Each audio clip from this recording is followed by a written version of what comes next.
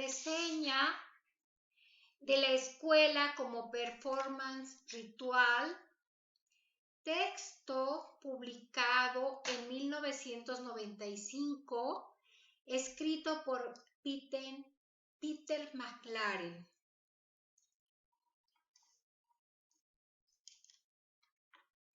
Se trata de un texto donde se reportan los resultados de una investigación basada en las siguientes creencias: que la escuela opera como rico receptáculo de sistemas rituales, que los rituales desempeñan un papel crucial e ineradicable en el conjunto de la existencia del estudiante, y que las variadas dimensiones de los procesos rituales son intrínsecas a los acontecimientos y negociaciones de la vida institucional y a los contornos y entramados de la cultura social.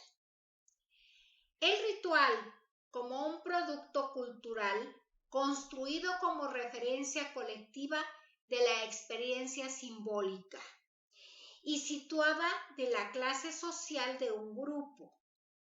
El ritual será considerado como hecho político y como parte de las distribuciones objetivadas del capital cultural dominante en las escuelas. Los rituales pueden ser percibidos como transportadores de códigos culturales. Un análisis de la escuela como un performance ritual proporciona bases fecundas para la comprensión del modus operandi, del encuentro pedagógico. El eje de esta investigación consiste en mostrar varios ejemplos del ritual escolar y examinar sus relaciones implícitas en el sistema cultural ampliado. Comenzamos con una definición de cultura, patrón de significados históricamente transmitidos, incorporados en símbolos. El ritual debe ser entendido como un proceso en fases, no un juego de rejillas sistémicas. El poder del ritual es que logra unidad social mediante su poder mistificador. El ritual sirve como pivote del mundo social, es gozne de la cultura, el perno de la sociedad y fundamento de la vida institucional tal como la encontramos en la escuela. Podemos ahora hablar de algunas propiedades del ritual, como por ejemplo, tiene una forma definida, en la cual su medio es parte del lenguaje. Pueden ser entendidos utilizando análisis simbólicos, son dramáticos, llevan al desarrollo de la personalidad y están relacionados con estructuras de familia. Sus funciones son las siguientes: como mecanismo enmarcador, clasificador de información, transformación de participantes, capaces de reificar el mundo sociocultural y de invertir las normas y valores de un orden social. El contexto de esta investigación se ubica en una escuela católica de Toronto, Canadá, pero en esta escuela acuden alumnos mayoritariamente de origen portugués. Estos portugueses, como grupo, tienen una vida familiar unida, son trabajadores, religiosos, obedientes y ambiciosos. Entonces, estos chicos y estos padres de estos chicos consideran a la escuela como un trabajo para hacer un trabajo manual, un trabajo real, algo que fatigue el cuerpo y ensucie las manos, y no solamente una actividad de recreo. Por lo tanto, aquí podemos encontrar aspectos de discriminación porque estos inmigrantes no hablan inglés, son los trabajadores de las fábricas.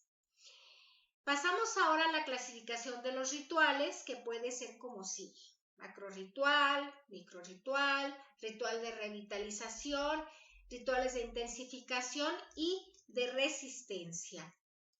A través de todos estos rituales se dan estados de interacción por los que pasan los alumnos. Por ejemplo, pueden estar en un momento dado en el patio de la escuela, afuera o en el aula. Y los análisis que se hacen en esta investigación reflejan que los alumnos pasan aproximadamente 66 minutos de la jornada escolar en el estado exterior, 4 minutos, por ejemplo, en la santidad y 298 minutos como estudiantes.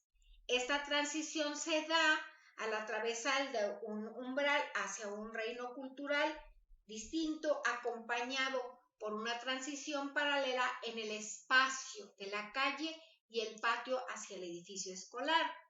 Los estudiantes de las Azores deben ser domesticados, despojados de su improductividad y misterio, y de inmediato son constreñidos a sillas duras de plástico detrás de los pupitres y obligados a estar quietos durante horas a escuchar clases aburridas. Los maestros también son actores que emplean los gestos, la entonación verbal y los métodos rítmicos de expresión ritualizada. Un performance es un acto o discurso que da el ser a un estado convencional de cosas.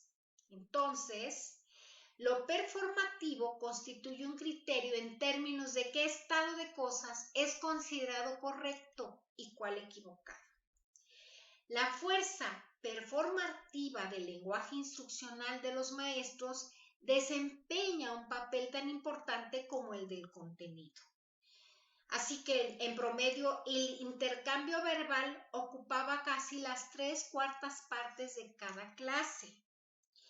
Y como parte del proceso instruccional, los maestros, de forma consciente o inconsciente, manipulaban los símbolos y gestos.